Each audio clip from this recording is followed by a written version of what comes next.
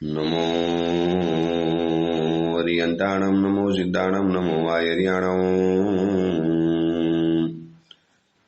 नमो वज्रायाणं नमो लोये सौवसावणम्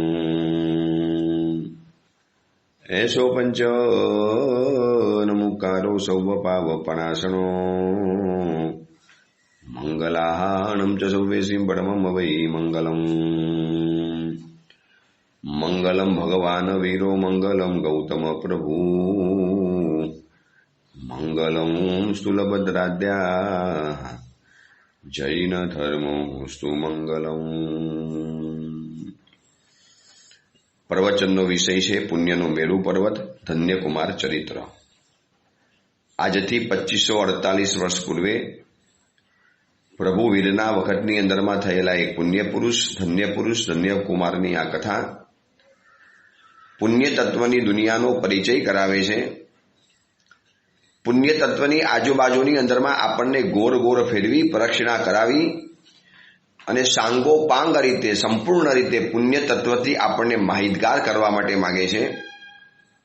પુણ્ય તત્વ એવું છે કે જેને માનવું બહુ અઘરું છે પણ જીવનમાં જરૂરી બહુ છે। કારણ કે અઘરું એટલા માટે છે કે નથી દેખાતું, અદૃશ્ય છે, આંખ સામે દેખાતું નથી। ચામડાની આંખથી, શરીરની આંખથી જોવા માટે નહીં મળે, એને જોવા માટે શ્રદ્ધાના ચક્ષુ ઉમેરવા પડશે અને શ્રદ્ધાના ચક્ષુથી જોવાના છે માટે જ આપણા માટે માનવું સ્વીકારવું બહુ કપરું પડી જાય છે। બહુ એક મજાની વાત હશે પુણ્યના જગતની અંદરમાં કે આપણને બે ઓપ્શન આપવાની અંદરમાં આવે કે તમને શું થવું ગમે। બે ચોઈસ આપણને કરવાની કીધી, બે ઓપ્શન આપ્યા કે આ બેમાંથી તમે કોઈ પણ એક પસંદ કરી શકો છો। या आप शक्कर बन सकते हो या आप नमक बन सकते हो। तो શું બનવું છે, શક્કર જોઈએ કે મીઠું જોઈએ? અથવા તો આપણને કોઈ એવી ચોઈસ કરે, એવો ઓપ્શન આપે कि मैं आपको शक्कर या नमक दो में से एक ही चीज देने वाला हूं, मतलब दे सकता हूं। दो में से कोई भी एक चीज मैं आपको दे सकता हूं, तो आपको क्या चाहिए? बेमाथी एक चीज मળી શકે એમ છે, या नमक या शक्कर। तो माणस શું માગશે? તો સમજદાર વ્યક્તિ જેને સ્વાદ જોઈએ છે એ માગશે કે સાકર સારી સ્વાદિષ્ટ મળી જાય।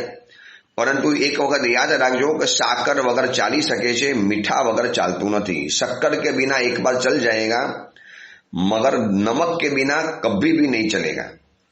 साकर कदाच बहु तो મીઠાઈમાં જ કામ લાગે છે, પરંતુ નમક ચીજ એવી છે કે પ્રત્યેક વસ્તુની અંદરમાં કામ લાગતી હોય છે।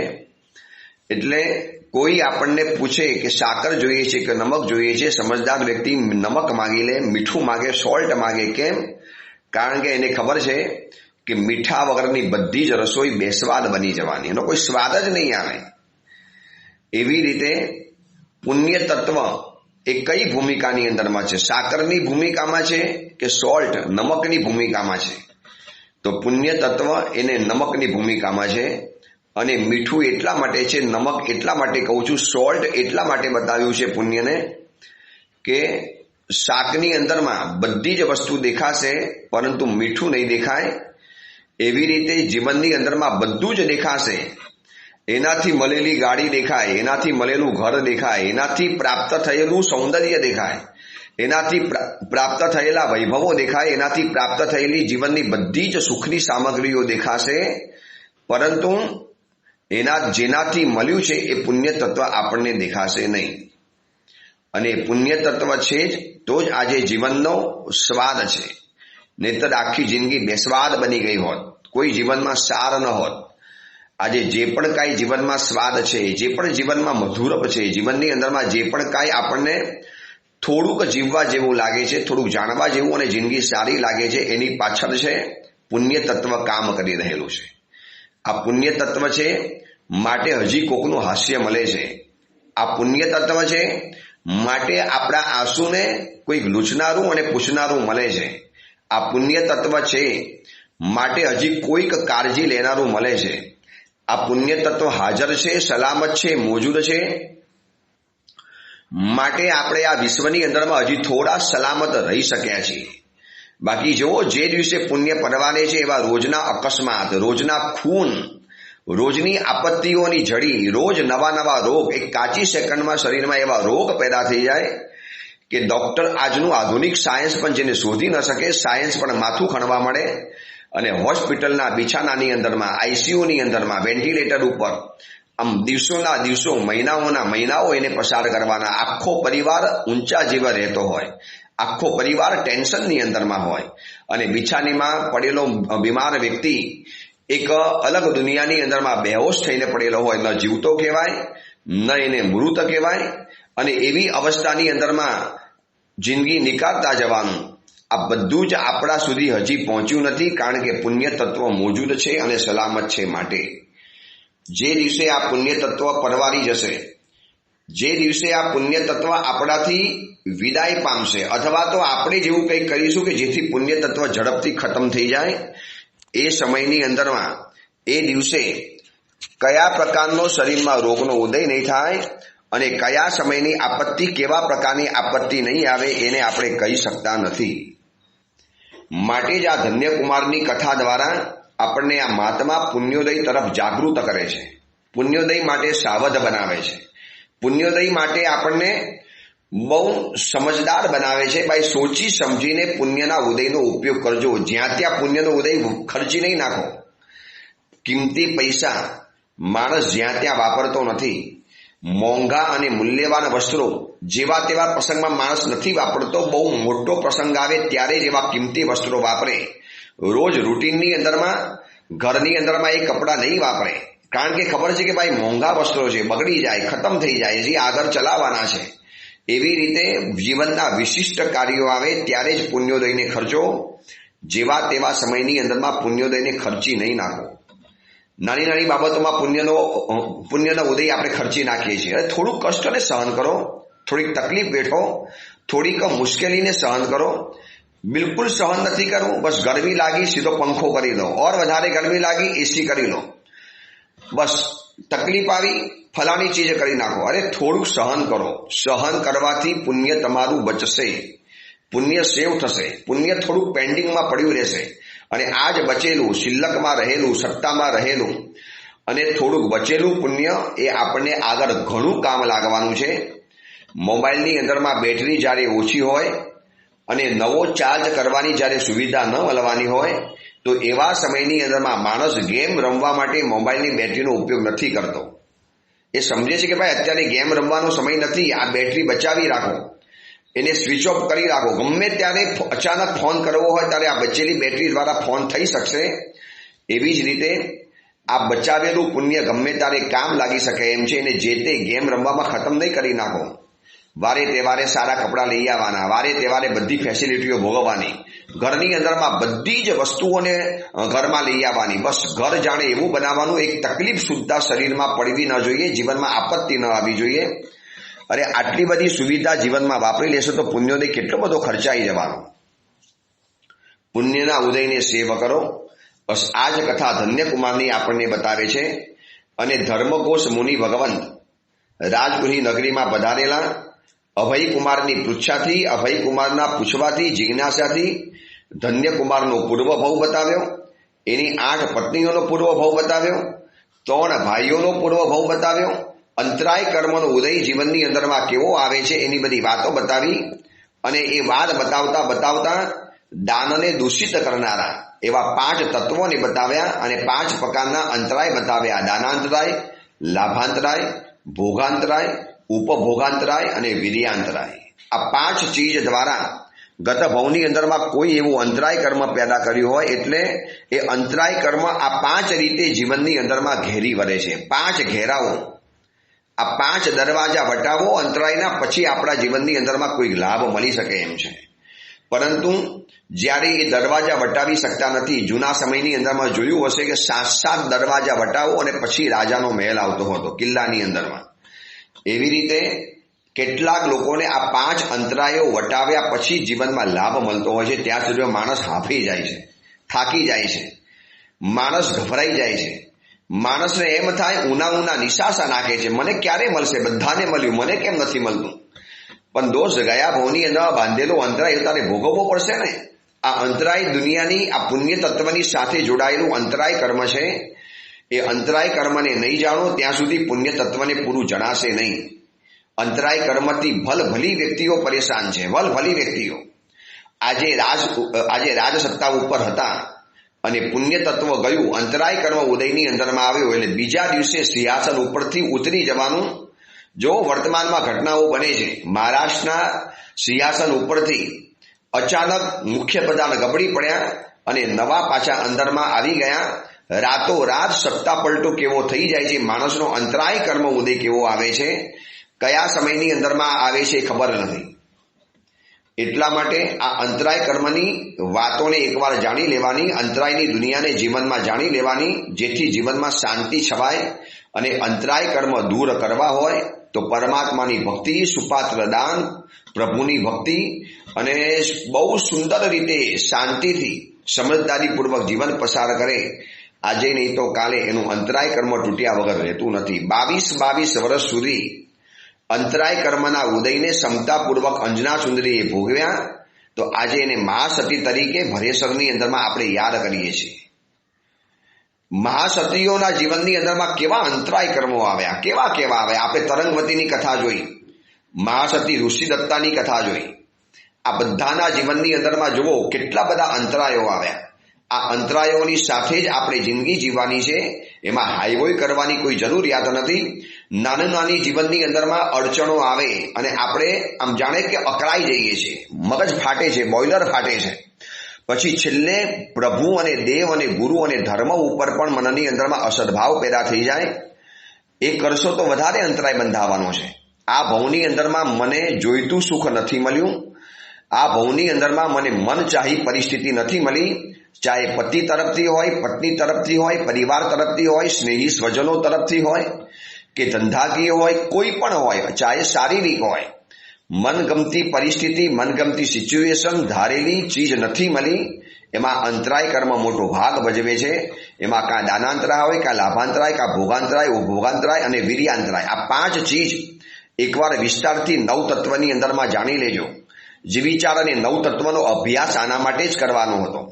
અને અંતરાય કર્મ નિવારણની પૂજા મેં તમને જેમ ગઈકાલે કીધું એમ એ પૂજા ક્યારેક ભણાવી લેવાની. એમ નહીં કે જીવનમાં આપત્તિ આવે બસ આજે બહુ ઠાટ માટે અંતરાય કર્મ નિવારણની પૂજા ભણાવી છે. પરિવારની અંદરમાં 1 વર્ષમાં કોઈ આપત્તિ નથી આવી, કોઈ મુશ્કેલી નથી આવી. બસ એની ખુશાલી માટે અને વળી 1 વર્ષ પછી નવું પાછું સુંદર રીતે પસાર થાય એના માટે અંતરાય કર્મ નિવારણની પૂજા ભણાવી છે. પરંતુ પૂજનોના યુગની અંદરમાં પૂજાઓ લગભગ ભૂલાવા માંડી. પંચ કલ્યાણકની પૂજા, 17 ભેદી પૂજા, આ અંતરાય કર્મ નિવારણની પૂજા, અષ્ટાપદની પૂજા, આવી કેટલી જાતની આખો પૂજા સંગ્રહ આવે છે. જૂના સમયની અંદરમાં આ પૂજાઓ ખૂબ ભણાવાતી હતી. અત્યારે દર રવિવારે મોટા ભાગે પૂજનો હોય. સગા સંબંધીઓ છેલ્લે આવે, જમવાના સમયની અંદરમાં આવે, એને મોડું બતાવીને જમીને નીકળી જવાનું. શરૂઆતના પૂજનની અંદરમાં માત્ર વિધિકારક, સંગીતકાર અને શરૂઆતના 5-15 સ્નેહી સ્વજનો બેઠેલા હોય અને છેલ્લો અડધો કલાક જોવો તો ઓહો જાણે કે દરિયાની અંદરમાં ભરતી આવી ગઈ. આ પૂજન ખોટા નથી, એ પણ ભગવાનની ભક્તિનો એક પ્રકાર છે.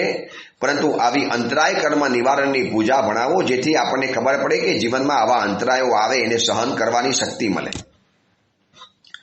મુનિ ભગવંતની આખી આ દેશના થઈ ગઈ અને એમાં સુભદ્રાએ પૂછ્યું, ગુરુદેવ મને જીવનની અંદરમાં શાલીભદ્રની બેન હોવા છતાં, આટલી વૃદ્ધિ સમૃદ્ધિની અંદરમાં ઉછરી હોવા છતાં, આટલો બધો અઢળક વૈભવ મારા ઘરની અંદરમાં હોવા છતાં મને જીવનની અંદરમાં આ માટી ઉપાડવાનું, તગારા ઉપાડવાના, મહેનત અને મજૂરી કરવાની અને એક જ નોકરડી તરીકે મારે જીવનની અંદરમાં જે થોડો સમય પસાર કરવો પડ્યો, તો ગુરુદેવ આવું કારણ શું?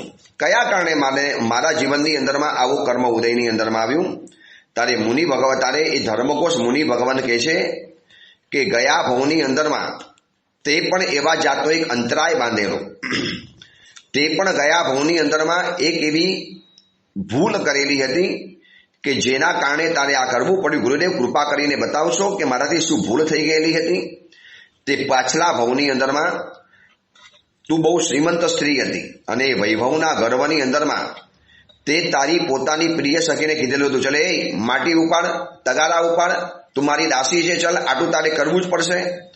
અને પેલી તમારી શે શરમના કારણે અતિ સખી તમે એને દાસી કીધી અને એની પાસે આવા પ્રકારનું કામ ન કરાવવું જોઈએ અને તમે એની પાસેથી માટીના તગારા ઉપાવડાવ્યા. બસ એ તમે જે રીતે અપમાન કર્યું અને એના કારણે તમારે આ ભવની અંદરમાં બધું જ મળ્યું. શાલીભદ્રની બેન બન્યા, ધન્યકુમાર જેવો પતિ મળ્યો, મુખ્ય પત્ની તરીકે તમને રોલ મળ્યો, પરંતુ ગત ભવની અંદરમાં કરેલી એક આ નાનકડી ભૂલ એના કારણે તમારે આ ભવની અંદરમાં મહેનત મજૂરી કરવી પડી, તલાવની અંદરમાં તગારા ઉપાડવા પડ્યા, માથા ઉપર માટી ઉપાડવી પડી. સુભદ્રા પણ ચોંકી ગઈ.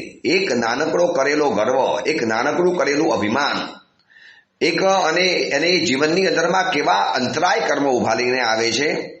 આ બધાના મનનું સમાધાન થઈ ગયા પછી આખી દેશના જ્યારે લોકોએ સાંભળ્યું, લોકો તો ગદગદ બની ગયા. કોઈએ એમાંથી સંકિતને પ્રાપ્ત કર્યું, કોઈએ એમાંથી વ્રત અને નિયમો સ્વીકાર્યા.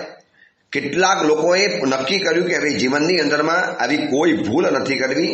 કેટલાક રાત્રિ ભોજન, કેટલાક અભક્ષનું વર્જન, આવા બધા અલગ નિયમો સ્વીકાર્યા.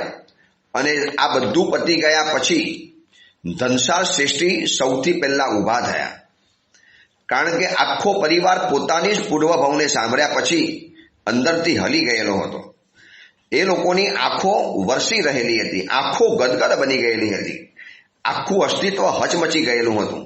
આંખ સામે ગતભાવ આખો દેખાતો હતો ત્રણ ભાઈઓને. અને એ સાથે ધનશાળ શ્રેષ્ઠી ઊભા થયા અને મુનિ ભગવાનને વિનંતી કરે છે કે હે ગુણોના ભંડાર, સંસારના અનાદિ ભવ ભ્રમણથી હવે ખરેખર હું ઉદ્વિગ્ન થયો છું. બહુ જીવનની અંદરમાં સુખ અને દુઃખની તડકી છાયડીઓ જોઈ લીધી. હવે હું આપના શરણે આવ્યો છું, જેથી મારી ઉપર કૃપા કરી અને મને ચારિત્ર રૂપી પ્રવહન આપો, મને ચારિત્ર રૂપી જહાજની અંદરમાં બેસાડો, જેનાથી આ સંસાર સમુદ્રનો નિસ્તાર પામું, સંસાર સમુદ્રનો પાર પામું. ધનશાળ શ્રેષ્ઠી ઊભા થઈને આ વિનંતી કરે છે. ત્રણ ભાઈઓ જોતા રહી ગયા, ધન્યકુમાર જોતા રહી ગયા. અરે પિતાજી, આ શું સાહસ કર્યું? પરંતુ ધનશાળ શ્રેષ્ઠીએ આખા ભવોની જે વાતો સાંભળી, આ પૂર્વ ભવોની ભયંકર જે દાસ્તાન સાંભળ્યા પછી ધ્રુજી ગયા કે ભાઈ આ સંસારની અંદરમાં આવી તો ડગલે ને પગલે ભૂલો થયા કરે. આના કરતા એક એવા જીવનમાં પહોંચી જઈએ કે જે જીવનમાં ભૂલો થાય નહીં, અને થાય તો તરત જ એનું પશ્ચાતાપ અને એની આલોચના જીવનની અંદરમાં થઈ જાય છે, જેથી એની અસર પછીના ભવની અંદરમાં ન પડે. આ ભવની અંદરમાં મેં પણ કેટલું સહન કરેલું છે. દરનો ભિખારી હું પણ બન્યો, છોકરાઓની પાછળ ઢસડાતો ગયો, નીકળતો ગયો, જિંદગી તો આમ નીકળી ગઈ. હવે આત્મકલ્યાણ કાર્ય કરીશ, કોઈ દીકરાઓને પૂછવાની જરૂરિયાત નથી, બધાને હવે એની રીતે જિંદગી છે, મને મારી રીતે જિંદગી જીવી છે. અને ગુરુ ભગવંતને વિનંતી કરી કે મને દીક્ષાનો ભાવ છે, દીક્ષા આપો. ગુરુ ભગવંતે કીધું કે દેવાનું પ્રિય, જહા સુખમ, જેમ સુખ ઉપજે એમ તમે કરી શકો છો. માં પરિબંધમ ગુણ, કોઈ ધર્મ કૃત્યની અંદરમાં પ્રતિબંધ વિલંબ કરવા જેવો નથી. પછી સર્વ પરિગ્રહને ત્યજી ધનશાળ શ્રેષ્ઠી એ જ્યાં વાત મૂકી એની સાથે સાથે અપૂર્વ ઉલ્લાસ પ્રગટ્યો ત્રણ ભાઈઓની અંદરમાં. એક અપૂર્વ ઉલ્લાસનો અંદરથી ઉછારો આવ્યો અને જાણે કે જિંદગીની અંદરમાં એવો ક્યારે વિચાર ન આવ્યો હોય એવો વિચાર સ્ફુર્યો. ત્રણ ભાઈઓ પણ ઊભા થઈ ગયા, સાથે એમની ત્રણ પત્નીઓ પણ ઊભી થઈ ગઈ. ધનદેવ, ધનદત્ત અને ધનચંદ્ર જે ઈર્ષા કરતા હતા, નિંદાઓ કરતા હતા, ધન્યકુમારની પાછળ પડી ગયેલા હતા, પૈસાના લોભી હતા, પૈસાની પાછળ પાગલ હતા, આજે ઉલ્લાસ એવો જાગ્યો. ધર્મઘોષ મુનિ ભગવંતે જે પૂર્વભાવ બતાવ્યો એનાથી અસ્તિત્વ હચમચી ગયેલું હતું. એમને પણ ઊભા થઈને કીધું, ગુરુદેવ, ગયા ભવની ભૂલોને આ ભવમાં ભોગવીને થાકી ગયા. ઘરના અને દરના ભિખારી બન્યા, ઠોકરો ખાતા ગયા. ગુરુદેવ, જીવનની અંદરમાં અનાપ શનાપ સહન કરેલું છે, ભૂલો પણ એટલી જ કરેલી છે. ધન્યકુમારની સાથે એટલા ઈર્ષા, નિંદા અને દ્વેષના પરિણામો બાંધેલા છે. હવે અમને પણ કૃપા કરો અને અમને પણ ચારિત્ર રૂપી જહાજની અંદરમાં બેસાડો, જેથી અમે પણ સંસાર સાગરનો નિસ્તાર પામીએ. ત્રણ ભાઈ, ત્રણ ભાભીઓ, માતા અને પિતા, આ 8 જણાએ જ્યાં સંયમ જીવનનો સ્વીકારવાની વાત કરી અને ધન્યકુમાર તો ગદગદ બની ગયા, ધન્યકુમાર હલી ગયા. અરે ત્રણ ભાઈઓ આવું પરાક્રમ કરી બતાવશે, સંયમ જીવન સ્વીકારશે. સંયમ જીવનના વિરોધમાં તો નથી, કારણ કે સમજે છે કે અંતે તો આ જ જીવનનો સાર છે, અંતે તો આ જ જીવનની મૂડી છે, ગમે તારે આ જ કરવાનું છે, આજે નહીં તો કાલે. સંયમ વિના ઉદ્ધાર નથી, ચારિત્ર વિના ઉદ્ધાર નથી. સંયમ જીવન સ્વીકારવું પડશે. અને પોતાના ઘરમાંથી 3 ભાઈઓ જ્યારે સંયમ જીવન સ્વીકારતા હોય, અંદરમાં તુમુલ યુદ્ધ જામ્યું. એક દિલ કહે છે કે ભાઈઓને કહું, ભાઈ હજી રહી જાઓ, આ વૃદ્ધિ સમૃદ્ધિ તમારી છે. જ્યાં પ્રેમથી રહેવાનો વારો આવ્યો, આખો પરિવાર એક મારાના મણકાની જેમ જ્યારે રહેવાનો વારો આવ્યો અને 3 ભાઈઓ નીકળી પડશે સાધનાના માર્ગ ઉપર. 3 ભાઈઓનો નિશ્ચય દ્રઢ નિશ્ચય હતો. આ સુધીની અંદરમાં બહુ ભૂલો કરી, ગયા ભાવમાં પણ ભૂલ કરી અને આ ભાવમાં પણ એ જ ભૂલોને દોહરાવી. હવે ભૂલ નથી કરવી, હવે મારે કોઈ ભૂલ નથી કરવી, બસ એ સંકલ્પ કર્યો. અને 3 ભાઈઓએ પણ સંયમ જીવન સ્વીકારવાના સંકલ્પની સાથે ઊભા થઈ ગયા. આખી સભા ગદગદ છે. અભયકુમાર, ધન્યકુમાર બધા જોતા રહી ગયા. અને ધર્મઘોષ મુનિ ભગવંત પાસે પિતા, માતા, 3 ભાઈ અને એમની પત્નીએ સંયમ જીવનનો સ્વીકાર કર્યો. રાજગૃહી નગરીની અંદરમાં ચર્ચાઓ જાગી. આખા રાજગૃહી નગરીની અંદરમાં ઠેર ઠેર લોકો બોલવા મળ્યા. વાહ, એક સમય હતો કે 3 ભાઈઓએ ધન્યકુમારની ભૂલો ઉપર ભૂલો કરી, 4 વખત સંપત્તિ આપી છતાં પણ ગુમાવી નાખી. આજે એવા પુણ્યશાળી બન્યા, એવા ભાગ્યશાળી બન્યા, જાણે કે બધા જ પાપોનું પ્રાયશ્ચિત કરવા માટે માંગતા હોય એવું સર્વવીરથી સ્વીકારી અને કમાલ કરી નાખી. શું આ 3 ભાઈઓનું પરાક્રમ, શું માતા પિતાનું પરાક્રમ, શું એની પાછળ 3 ભાભીઓનું પરાક્રમ. ધન્યકુમાર તો આમ જાણે કે ઉલ્લાસ નથી માતો, આંખમાંથી આંસુની ધાર વહેતી જાય છે. 8 પત્નીઓ અને મોટા ભાઈઓને કહે છે કે સાહેબ, ખરેખર આપ તરી ગયા, આપ તો મારાથી પણ આગળ નીકળી ગયા. હું તો હજી સંસારમાંથી બહાર નીકળવાનું મારું સત્વ નથી, મારી તાકાત નથી. હું તો હજી ભોગ વિલાસના કાદવની અંદરમાં કૂપેલો ભૂંડ બની ગયો અને આપ એમાંથી પાર ઉતરી ગયા. આપ સિંહની જેમ પરાક્રમ કરી સંસારને લાત મારી અને નીકળી ગયા. જ્યારે ખરું સુખ ભોગવવાનો વારો આવ્યો, ખરા ભેગા થઈને જ્યારે રહેવાનો વારો આવ્યો, આ સુધીમાં તો આપે તકલીફોને સહન કરી છે, આ સુધીમાં તો આપે મુશ્કેલીઓ જ જોઈ છે. હવે જ્યારે જિંદગીમાં શાંતિથી બેસવાનું આવ્યું અને આપ નીકળી પડ્યા, આપ પૂર્વભવને જાણી અને આપે આપણા જીવનના કલ્યાણને સાધી લીધું. પૂર્વભવ તો મેં પણ જાણ્યો, પણ હજી હું કાચો પડું છું. મને પણ એવા આશીર્વાદ આપો કે ગમે ત્યારે હું પણ આપના પંથે આવું. ધન્યકુમાર ગદગદ છે, 8 પત્નીઓ પણ ગદગદ છે, પૂરું નગર જોતું રહી ગયું. અભયકુમાર પણ મોઢાની અંદરમાં આંગળા ઘાલી ગયા. સૈનિક રાજા પણ દર્શન માટે આવ્યો અને નગરની અંદરમાં એક આનંદ છવાઈ ગયો કે ધન્યકુમારના 3 ભાઈઓ, ભાભી, માતા અને પિતા બધા સંયમ જીવનનો સ્વીકાર કર્યો. અને સંયમ સ્વીકારતાની સાથે સાપ જેમ કાંચરી ઉતારે, આમ આખી સંસારની મોહ માયા ઉતારી નાખી. ધન્યકુમારનો આ ભાવ, ધન્યકુમારની 8 પત્નીઓ, આ બધા જ્યારે વંદન કરવા માટે આવે છે, 3 ભાઈઓ ઊંચી આંખ કરીને જોતા પણ નથી. ધર્મલાભ કહી અને પોતાનો સ્વાધ્યાય, પોતાની આરાધનાની અંદરમાં મગ્ન બની જાય છે. કારણ કે 3 ભાઈઓએ જોયું છે કે ગયા ભવની અંદરમાં કરેલી ભૂલો આ ભવની અંદરમાં કેવી અંતરાય બનીને નડી છે. હવે તો ભૂલો આપણને શું હેરાન કરે, આપણે જ કર્મોને ખતમ કરી નાખીશું, જંગે ચડીશું. અને ધર્મઘોષ મુનિ ભગવંતની સાથે સાધનાના ઊંડા જંગલોની અંદરમાં ખોવાઈ જવા માટે વિહાર કર્યો.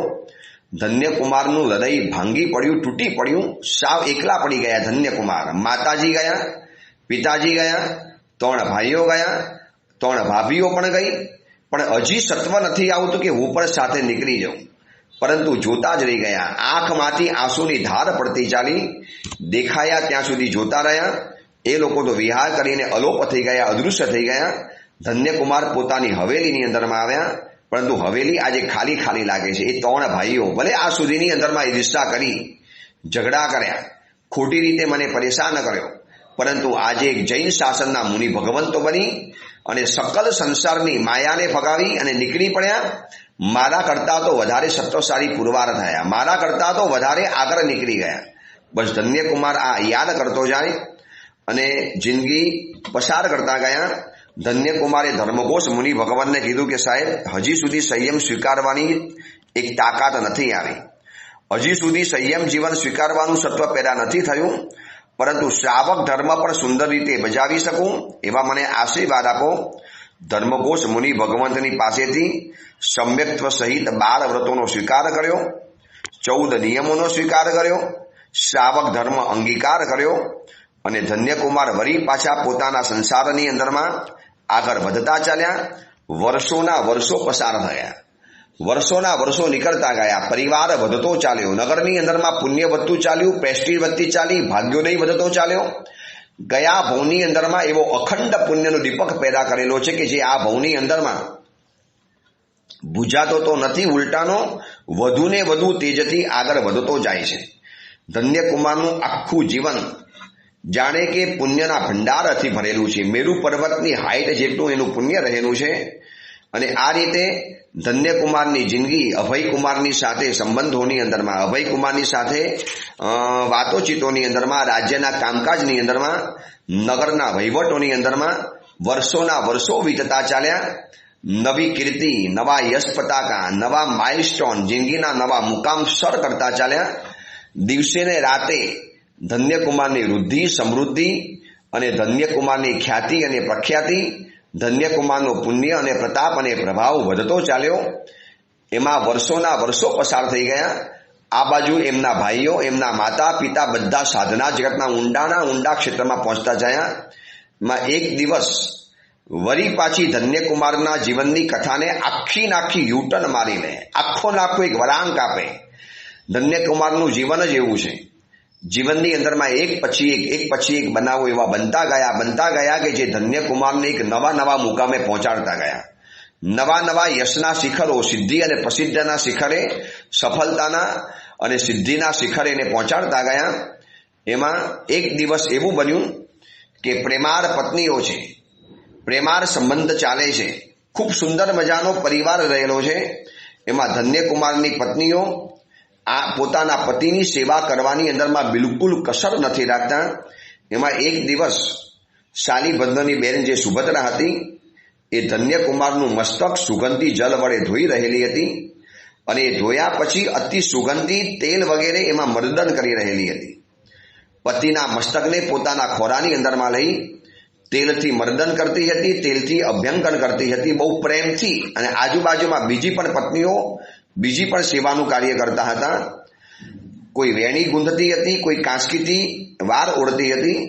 અને આ કરતા સુભદ્રા આ બધું જ કરે છે. તેલ નાખે છે, માથું ચોરે છે. આમ કરતા સુભદ્રાની આંખમાંથી પડેલું આંસુ એ ધન્યકુમારના શરીર ઉપર પડ્યું. ઠંડાગાર વાતાવરણની અંદરમાં ગરમ અશ્રુનું ટીપું જ્યારે આ હાથ ઉપર પડ્યું, ધન્યકુમાર વિચાર કરે કે આ ગરમ પાણી ક્યાંથી પડ્યું, આ પાણી ક્યાંથી આવ્યું. ધન્યકુમારે મોઢું જોઈને આમ જોયું તો સુભદ્રાની આંખની અંદરમાં આંસુ હતા. પહેલી વાર સુભદ્રાની આંખમાં આંસુ જોયા. આ સુધીમાં સુભદ્રા ક્યારે રડી નથી. આ એવી સ્ત્રી છે કે જે વારે તહેવારે છે ને ફરિયાદો કે અશ્રુઓ પાડી અને પતિની લાગણી ઉઘરાવવા તૈયાર નથી. એક વાત સમજી લેવા જેવી છે. આ કથામાં સુભદ્રાની વાતને જાણીને ઘણી સ્ત્રીઓને એવી કુટેવ હોય છે. આમ વાતે રડતા રહેવાનું, રડીને કોકની લાગણીને જીતવાની, રડીને કોકના લાગણી, કોકના પ્રેમ અને કોકના સ્નેહને પ્રાપ્ત કરવાનું. સીધી રીતે મળી શકે એમ નથી, એટલે રડીને ત્રાગુ કરવાનું, જેને પ્યોર ગુજરાતી ભાષામાં ત્રાગુ કહેવાય. વાતે વાંકું પાડી, વાતે રડી. બધા એવા નથી હોતા, પણ કેટલાકના આવા નેચર હોય છે. સુભદ્રાની આંખમાંથી પડેલું આંસુ. ધન્યકુમાર કે મારા જીવનમાં જોડાયેલી દરેક વ્યક્તિના હાવઠું પર હાસ્ય હોવું જોઈએ. આની આંખમાં આંસુ કેમ? એની આંખનું આંસુનું કારણ હું છું. મારા કારણે આંસુ પડેલું છે. શું કારણ છે? કંઈક ઓછું પડ્યું, કંઈ ઉણપ આવી, કોઈએ અપમાન કર્યું, શું કોઈએ હલકા વચનો કીધા, શું ઘરની અંદરમાં કોઈ તકલીફ આવી પડી? આ સુધીની અંદરમાં સુભદ્રા ક્યારેય રડી નથી, તો આજે સુભદ્રાની આંખમાં આંસુ કેમ? આ સ્ત્રી જેવી તેવી નથી. મુશ્કેલીઓમાં પણ આ સ્ત્રી ક્યારેય રડી નથી. જ્યારે માટીના તગારા ઉપાડ્યા, જ્યારે મહેનત અને મજૂરીનું કામ કર્યું, જ્યારે તલાવ ખોદવાનું કામ કર્યું, જ્યારે આખો પરિવાર મુશ્કેલીમાં આવી ગયો, ત્યારે બાકી બધી સ્ત્રીઓ કદાચ પોતાના પતિના ઘરે, પોતાના પિતાના ઘરે ગયેલી હતી. એક સુભદ્રા 3 ભાઈઓ અને મારા માતા અને પિતાની સેવા માટે સાથે રહી છે. ગામ રખડેલી છે. ફાટેલા વસ્ત્રો પણ પહેર્યા છે. ઝૂંપડી જેવા ઘરની અંદરમાં પણ રહી છે. જમીન ઉપર સૂઈ પણ ગઈ છે, ભૂખી પણ રહેલી છે અને એ બધાની સાથે તલાવ ખોદવાની મહેનત કરી છે. દિવસોના દિવસો અને મહિનાઓના મહિનાઓ સુધી માટીના તગારા ઉપાડ્યા છે અને માટીથી આખું શરીર ખરડાયેલું હતું. ત્યારે પણ સુભદ્રાની આંખમાં આંસુ નથી પડ્યા. આજે સુભદ્રા રડે છે કેમ? સુભદ્રાની આંખમાં આંસુ કેમ? મારી પત્ની હું હોઉં છતાં પણ આંખમાંથી આંસુ પાડવા પડે એ મારું કલંક કહેવાય. એક વાત યાદ રાખજો, આપણા કારણે કોકની આંખમાં આંસુ આવે એ કલંક છે અને આપણા માટે કોકના આંખમાં આંસુ આવે એ આપણા જીવનનું ગૌરવ છે. મારા કારણે મેં કંઈક બોલ્યો, મેં કંઈક એવું કર્યું, મેં કંઈક એવો વર્તાવ કર્યો એટલે મારા કારણે ઓલી વ્યક્તિને આંખમાંથી આંસુ આવી ગયા એવું નિમિત્ત બન્યો, કારણ હું બન્યો, એ મારા જીવનનું કલંક છે. પરંતુ મારા માટે મારી સિદ્ધિ, મારું ગૌરવ, મારી જીવનની કંઈક સફળતાને જોયા પછી એના આંખમાંથી જે હર્ષના આંસુ આવે એ મારા માટેના આંસુ ગણાય છે. એ જીવનનું ગૌરવ છે. હવે ધન્યકુમારને વિચાર આવ્યો કે મારા માટે રડે છે કે મારા કારણે રડે છે. ધન્યકુમાર પૂછે છે સુભદ્રાને કે પ્રિય, આંખમાંથી આંસુ કેમ? શું તકલીફ પડી? કોઈનું અપમાન થયું? કોઈ મુશ્કેલી આવી પડી? શરીરમાં કોઈ રોગ આવી ગયો? જીવનમાં કઈ ઓછપ આવી અથવા તો મારાથી કોઈ ભૂલ થઈ ગઈ? બતાવો. હું બધું જ સ્વીકારવા અને સુધારવા તૈયાર છું. અને સુભદ્રા કહે છે કે નહીં, એ કારણ નથી. અને સુભદ્રા જે રડવાનું કારણ બતાવે છે, આ કારણને જાણ્યા પછી ધન્યકુમારની આખી જિંદગી બદલાઈ જવાની. ધન્યકુમાર જીવનના એવા એક મોડ ઉપર પહોંચી જવાના. બસ માત્ર હવે એના જીવનનું એક અંતિમ શિખર બાકી છે જેને સર કરવાનું છે. બાકી બધા જ શિખરો એને સર કરી દીધેલા છે. શું થાય છે? એ આંસુનું કારણ શું બતાવે છે અને કયા કારણે સુભદ્રા જેવી પત્ની રડતી હતી? આવી મજબૂત, આવી અડોલ સ્ત્રી કયા કારણે આંખમાંથી આંસુ પાડતી હતી? એની વાત આપણે આવતીકાલે વિચારીશું. બસ હવે છેલ્લા દિવસો રહેલા છે આ ધન્યકુમાર ચરિત્રના. ધન્યકુમારની સાથે આપણો નાતો લગભગ 100 હપ્તા સુધી જોડાયેલો હતો. આજે એનું 96 કે 97મું પ્રવચન છે. લગભગ 102 કે 3 પ્રવચન આના થવાના. અને આ ધન્યકુમારની દીર્ઘ કથા, આ ધન્યકુમારની ભવ્ય કથા એ જાણ્યા પછી જીવનમાં શું શીખવા જેવું છે એની પણ વાત કરીશું. એ જ મંગલ કામના, મંગલ ભાવના. જીનાગના વિરુદ્ધ કાંઈ પણ બોલાયું હોય તો મિચ્છામિ દુક્કડમ.